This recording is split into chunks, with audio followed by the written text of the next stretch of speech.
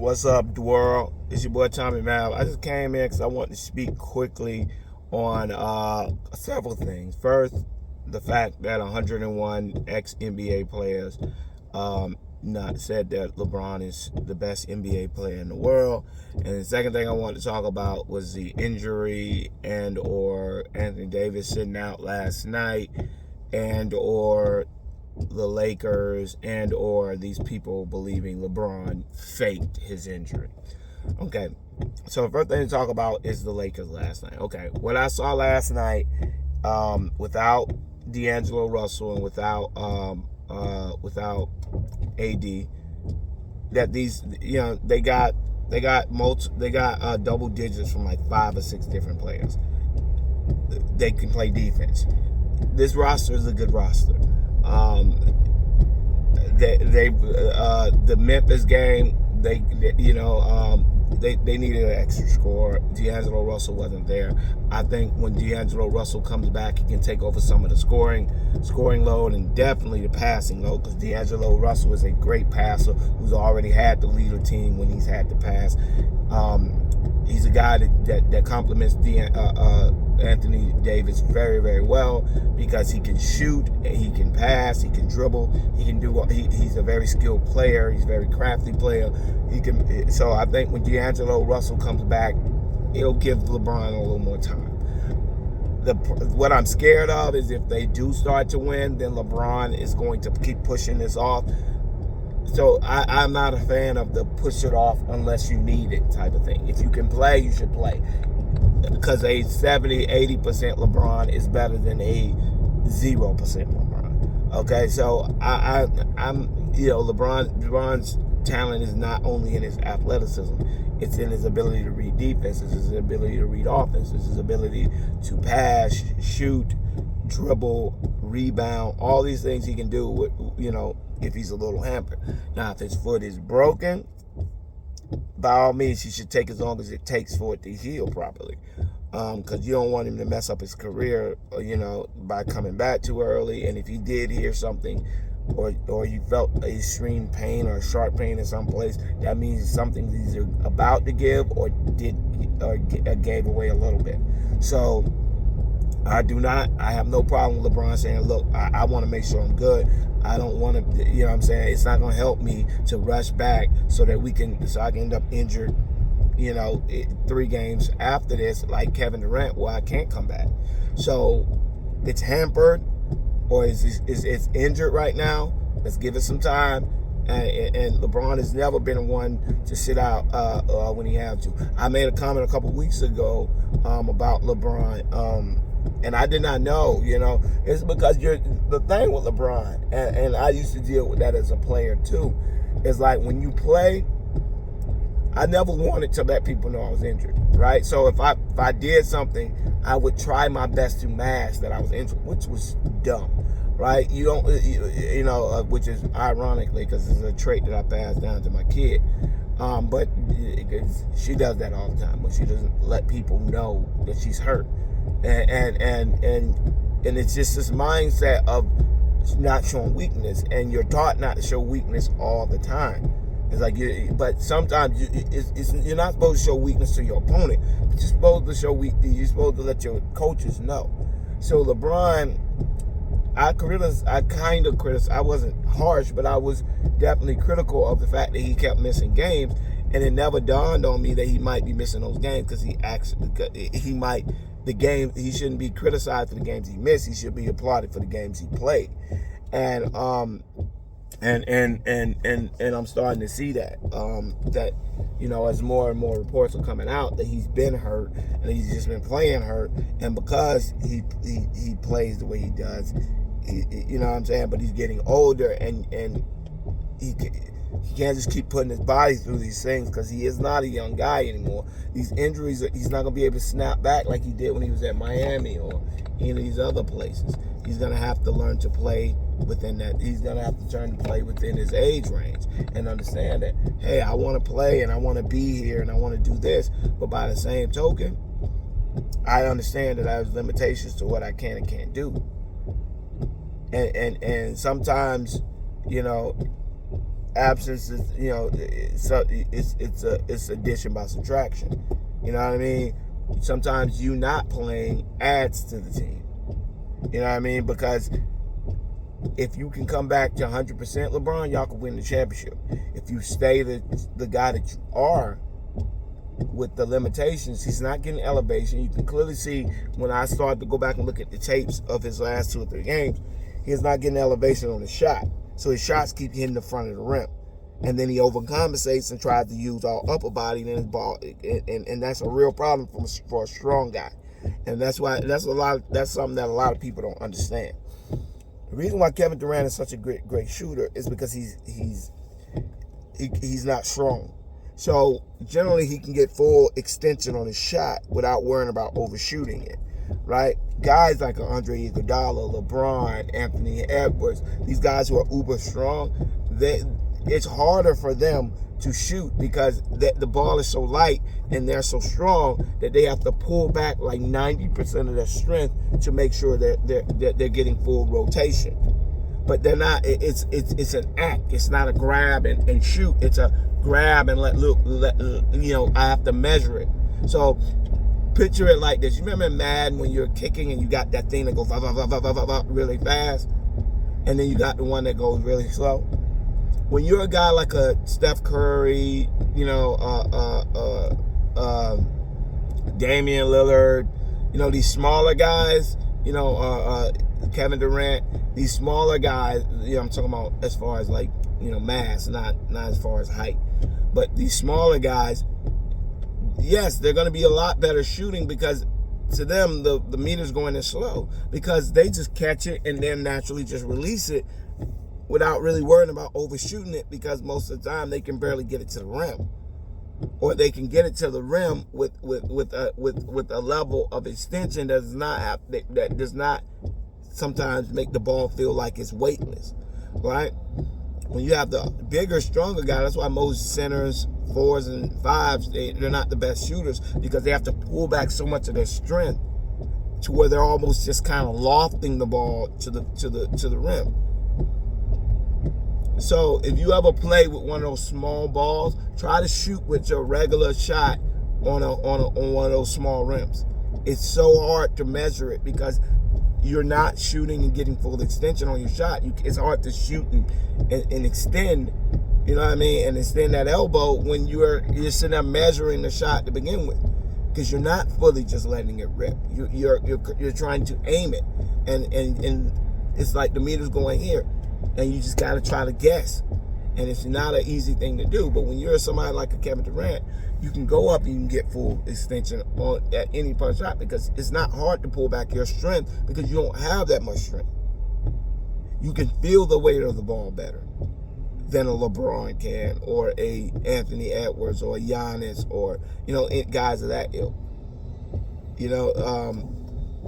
They can't shoot like that because the ball is so weighted on their palm. I mean, they can shoot like that because the ball is so weighted. They can clearly feel it coming off the hand. When you got a guy like that who's just that strong and they can just do this and shoot the shit from down there half court, yeah, of course. They're not going to be able to measure it like that. But regardless, you can see he's not getting lift on his shot. And he's not going around people. One of LeBron's biggest talents is his ability to that first step quickness. LeBron right now he has it, but it's like half second slow. So he's having to meet more contact, which is what led to his right foot being injured because you can clearly see he's compensating on his left foot, so he keeps like slightly bumping, but he'll take the hit. Before, when he would step hard and kind of deliver the hit, he's now more so absorbing the hit and then landing on his right foot. And he did that several times that night. That's why Doris Burke pointed that out in the replay. But if you go back and look at the rest of the game, he was doing that all game. He would compensate anytime he went up to try to land hard on his right. And you cannot keep doing that when you're that big, when you're 260, 270 pounds, going 1,000 miles per hour. The force and momentum that is built up when you start running, and then you just jump and you send all that momentum onto one foot. and you try to take all the totality of that momentum on that one foot, sooner or later that foot's gonna give out, because you can't keep doing that. And he did do that, and your body just can't take that at that age, and he messed up his foot. So I do think that he'll be back.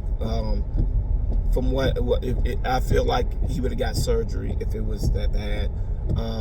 He might have done some damage, strained a couple tendons, but I don't think it popped. But if it popped, he would be getting surgery. Or maybe he can get surgery, he doesn't want to do it until after the season. Whatever the situation is, the fact that he's going to see a specialist leads me to believe the report or the timetable they gave him, he did not want. He wanted to see if he can get someone who can get him back sooner. That leads me to believe he probably did something that was mid. You know what I mean? I mean, like I said, if he pulled the tendon or tendon pop or something like that, then yeah, there's no way around it. He would be getting surgery right now. But the fact that LeBron doesn't like surgery, he doesn't like intrusive surgeries, he doesn't like doing anything to his body that's unnatural, and he tries to heal everything naturally, that could be a factor. But it also could be a situation where LeBron is just like got the news that, hey, look, dude, you can't play on that. You'll mess your foot up. You cannot play on that. You're gonna do some long-term damage. And now he's looking for a specialist to tell him what he wants to hear. So that could be the case, or it's just completely up in the air. But regardless of the situation, I would say LeBron, as a player, I think LeBron's mindset is more focused on trying to rehab and get back. They say they'll reevaluate things in 2 weeks. Generally, when they say we're going to reevaluate things in 2 weeks, that means they're not even thinking about giving a diagnosis until 2 weeks. So I would assume that 2 weeks at the minimum, but I would think 2 weeks, and then probably if they'll see, and if it's healing right, they might throw another week on there. So I would think in totality he's probably out from 3 to 4 weeks, but which would be around 10 games. I don't know that to be true, but LeBron, even when LeBron gets back, he's generally not the same LeBron.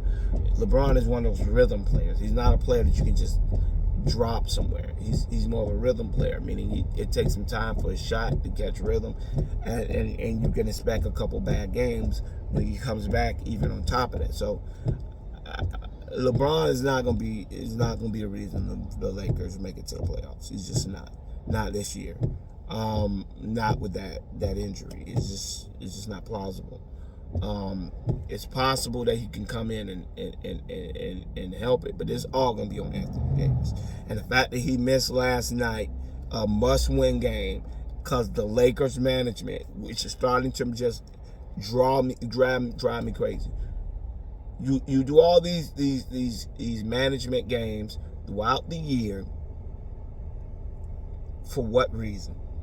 So that when the playoff push comes, you can have the players you need.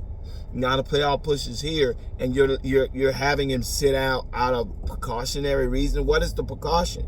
You got him to go to win games. This is a winnable game that you're in my opinion, you're BSing.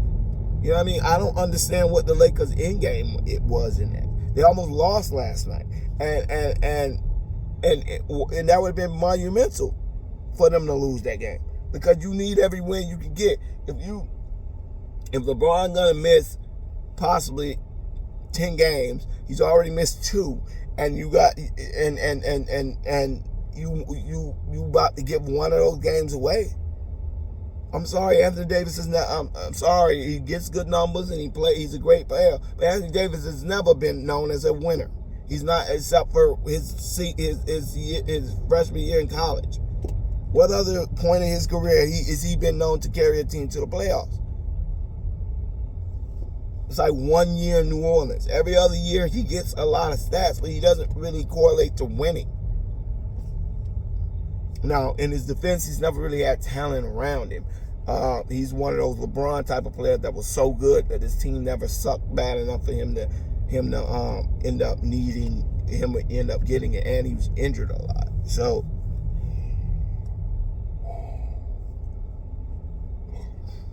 but regardless,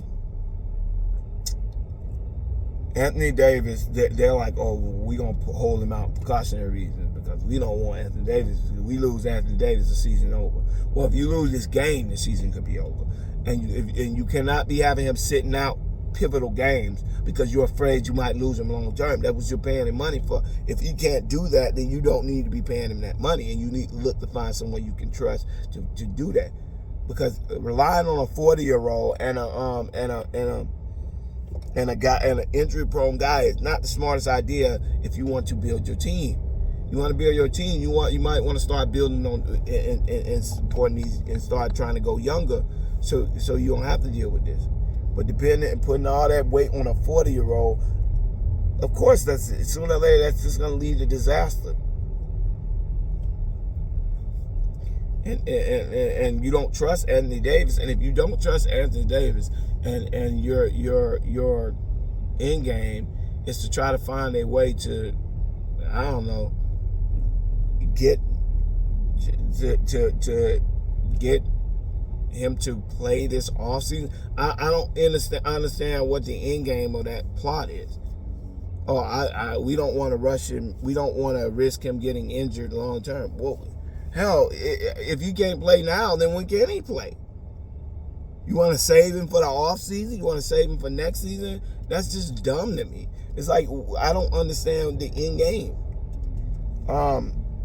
And it just blows my mind when you sit there and you listen to these people who will sit down there and tell you how LeBron has Anthony Davis. Man, LeBron ain't had Anthony Davis 90% of the games he don't played in.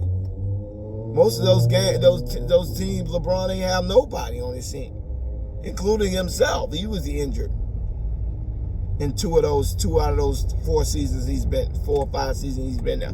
So I mean, I can't sit here and tell you that LeBron had Anthony Davis. The year he had Anthony Davis, they won a championship. All the other years, Anthony Davis couldn't stay healthy. Not like he's not missing a game here, a game there. He's missing 40, 50 games. Like, this is not even close. So it blows my mind. The other thing that blows my mind is idiots like Skip Bayless saying LeBron is faking, and LeBron haters saying LeBron is faking this injury because he knows that it will hurt his legacy if he doesn't make it to the playoffs. The Lakers have won 5 out of their last 6 games. 5 out of the last 6 games. And he thought, you know what? Right now, after we just won the game, won our 4th out of the last 5, you know what?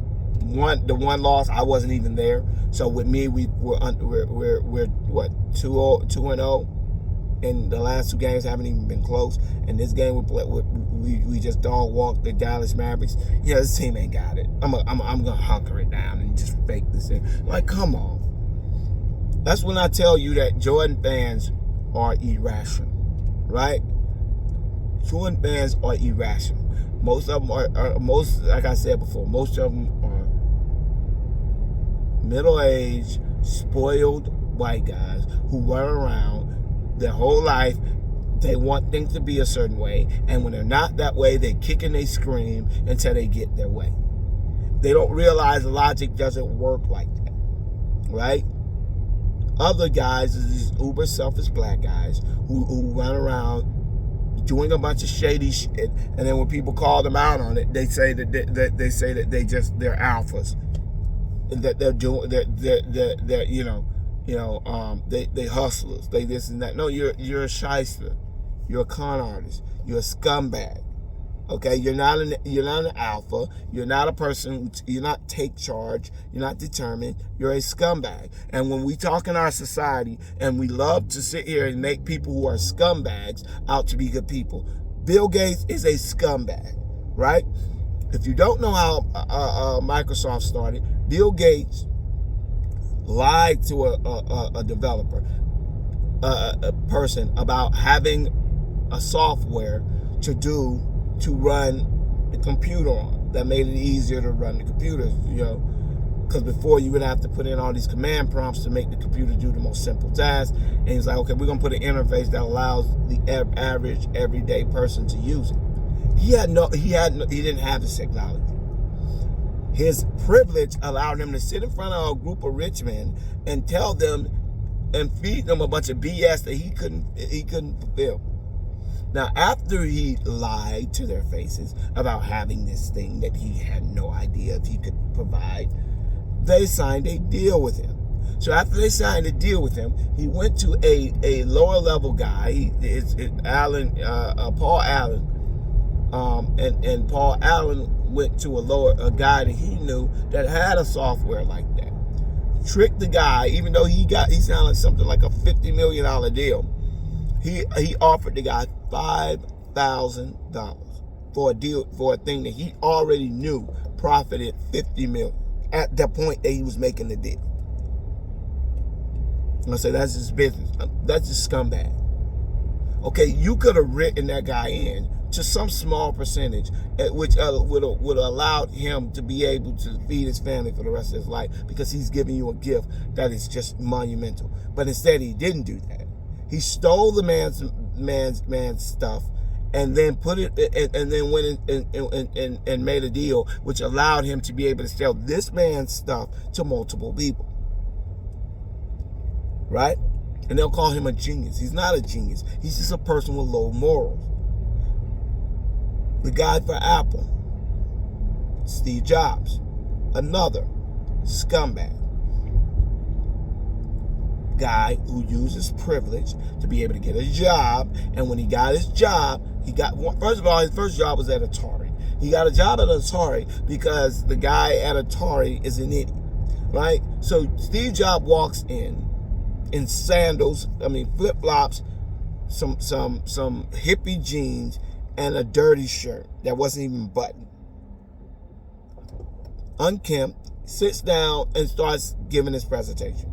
Now, if that was a black guy, a Spanish guy, an Asian, maybe not an Asian, but a black guy or a Spanish guy, they would have got kicked out immediately as being hobos, right? But because he's who he is, they look at it and say, well, we better hire this guy or call the police. So we chose to hire him. Now, unsurprisingly, he bombs. Makes one game that was terrible and didn't sell. But he was lucky enough to be next to a guy who was a smart and humane person, and that was Steve Wozniak. See, Wozniak was extremely smart. He was a person who I wouldn't even call him genius. He's a person who had an interest in a specific genre of thing. So he took this thing, this PC that he was building, which wasn't some amazing genius thing. There was a lot of people doing it back then because you pretty much had to. So, but Steve Wozniak was able to create his own personal computer. And all Steve Jobs did was walk in and, like Bill Gates, sell something he didn't own or had no idea how to make. Right? Steve Wozniak made it. He didn't do anything. Right? He went and got the lion's share of the credit, walked around like he was King Tut, trying to make himself feel special about doing nothing. And then convinced himself that he was a genius because he knew how to. It's like those Puff Daddies, right? Puff Daddy. I'm a producer. You're not a producer. You don't make beats. You don't write songs. You don't do anything a producer does. What makes you a producer? Oh, it's my ear. DJ Khaled. It's my ear. I can hear good. Man, a 5-year-old can hear a good song. That don't make you talented. But people can convince themselves that they're talented even when they're not. Right? And those type of people are the worst type of people because they continue to just I'm great. It's like, but what are you great at? And then you give them a small little opportunity and they hog all the glory. Because they don't know, they've never achieved anything on their own. And the minute you give them an opportunity to achieve the smallest thing, they just go overboard.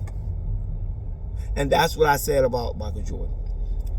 The difference, what I find to be disturbingly annoying about Michael Jordan is he has psychopathic tendencies, right? Michael Jordan was so good at hogging credit because he had no conscience. He was a woefully insecure guy who was given an opportunity to get praised for something he did.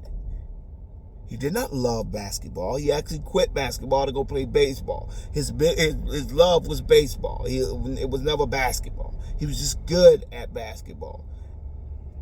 Then they allowed him the love that Kobe had for basketball, the love that LeBron had for basketball, the love that 90% of the top 10 had for basketball, Michael Jordan never had. Michael Jordan had a love for himself. He understood if he wins championship, he gets more attention. If he scores a lot of points, he gets more attention. If he does this, everything he did in the end always inevitably led back to Michael Jordan. And I'm saying this because it's just the truth. The ability to shoot that many shots at the expense of everybody else on your team, it just screams borderline psychopathic tendencies. I'm just going to chunk up 60 shots even though nobody else on my team has got 10. They say, oh, it's called just focusing in, and he was just such a, he was insecure and he was selfish. Call it what it is. Just like Bill Gates isn't a shark. He's a scumbag who had a bunch of bad business practices that allowed him to make a lot of money by being selfish and a crook. Steve Jobs took advantage of people, was a bully. He was a scumbag who used bad techniques to produce good results. If I woke my kid up every day and made them run 50 miles and lift and do all 1 million exercises for 8 hours a day, yeah, that could lead to them being amazing at their sport. Or if I made them study 19 hours a day, they would be super smart. But it doesn't exactly, the results don't exactly don't exactly okay what led to the results. The outcome don't justify the means. So Bill Gates is a scumbag. Steve Jobs is a scumbag.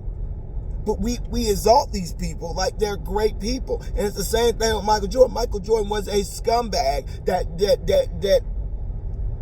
utilized the ultimate green light to focus on himself and do things that made him look good. And when they made him look good, he didn't care that it made other people look bad. That nobody else next to him could average over 20. And if they did average over 20, he would start to shoot more. He made sure all his teammates never did as much as he did because he wanted the lion's share of the credit. And it worked to his advantage because we live in a messed up society that rewards terrible people.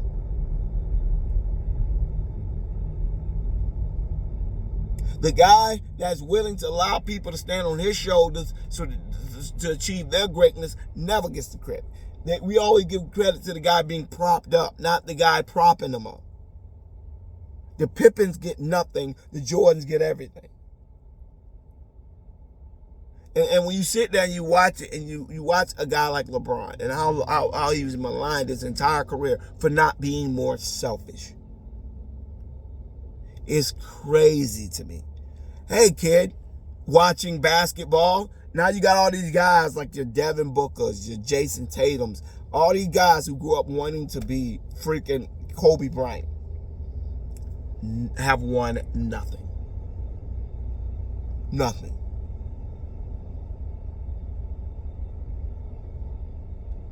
Not a championship, nothing. You know why? Because they all focused in on how do I be more like Kobe Bryant. I need to take the final shot. I got to be crazy. I got to have that Mamba mentality. Okay? Have that Mamba mentality. But just like Kobe didn't win Jack until he got a bunch of people around him that were great, you're not going to win Jack. And half of these guys like Jason Tatum don't always have talent around. But they don't understand the game is more nuanced than Kobe made it out to be. Kobe was a shooter, yes, but Kobe was also a mad genius when it came to defensively guarding people and figuring out their weaknesses. Defensively, Kobe was a genius. He understood everything about every player he played. He understood their weaknesses. He understood their tendencies, their habits. He understood everything. Jason Tatum is not like that, and Devin Booker is laughably not like that. Okay, they all took Mamba mentality to mean just shoot a bunch of shots and get a lot of get the glory for it. And that's what happened. They manifested to shoot a lot of shots, and they got the glory. So they never added the other part of Kobe game, which is a terror on the defensive end that was maniacal on making sure that he made people earn every point they got on. I saw Tatum do that one game. Devin Booker is laughably bad on defense. All these Mamba mentality, Christian Wood, all these Mamba mentality guys. You see what happened to your boy that said I was more of a Kobe guy. What's his name? Cam Thomas. How's that been going for you, Cam? You want to be like Kobe? Because all you see is Kobe shooting up 40 shots. But Kobe understood it doesn't matter how many shots I put up on the other end. If I can't stop somebody on that side, then I can't stay in the game. You're not Kobe. You're just a window shop wish version of Kobe Bryant that looks like Kobe on the outside. But when you actually look at the actual texture and durability of the shoe, it's valued lower for a reason. And the same thing with Tatum and Booker. Y'all valued lower than Kobe for a reason. Y'all not Kobe. Half of y'all can't pass like Kobe. Half of y'all can't play defense like Kobe. So how you compare yourself to Kobe Bryant yet not encompassing the full measure of who he was? Spencer Dinwiddie, all these guys want to be Kobe. None of them play defense. That's almost disrespectful to Kobe Bryant's freaking memory to sit up there and compare all these guys who play no defense to Kobe Bryant, because it's almost like a prerequisite. Every time you see a guy who scores a lot of points but can't play no defense, they're always Kobe Bryant guys. It's like, did y'all miss the second part of the semester about when he played defense?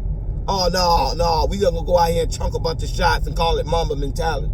No, Mamba mentality is on the defensive side too. You can't just be Mamba mentality in chunking up shots. You ain't hurt. You ain't maniacal. You ain't determined. You're selfish. And they've been able to take selfishness and turn it into Mamba mentality. It's like, stop it. But those guys, those are the selfish guys. And then they turn around when you see a guy who is the epitome of not being a selfish player, and LeBron James, and they can't stand it. They can't stand it because they don't care. They'd rather teach their child to go out there and make it all about them, shoot up 60, 70 shots, even though they make 30% of them, shoot up 60, as many shots as you can get up, and if your team win, you got to be there. That's what they want to teach their kid. And in the end, if you teach a kid that, and he ends up being making it, then he got that dog in him. He got that mentality. Dogging somebody is their ability to fight and claw and scrap and make sure their team wins. They don't have to score the goal. But I got to the point where dog in them has literally just been code word for selfish player. He got that dog in him. Oh, 90% of the time when I hear them say somebody got dog in them, you look at the stats, and that person got 29 points on 32 shots and no assists, 3 rebounds. Cam Thomas got that Mamba mentality. Is anybody else paying attention to the fact that this guy is getting no assists and really not bringing his teammates along? It's only be a matter of time because he's not really that great of an offensive player and he doesn't play any defense. That is going to sooner or later catch up to him. But they caught up to him. Well, it was cool while it lasted. But anyways, I didn't get around, but I'll talk later about LeBron.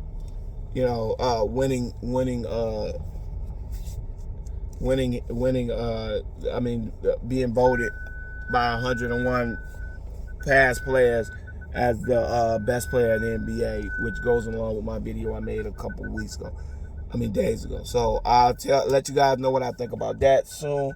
But yeah, just hear what I'm saying. Please comment if you like it. Subscribe, and thumbs it up. All right, y'all. Peace.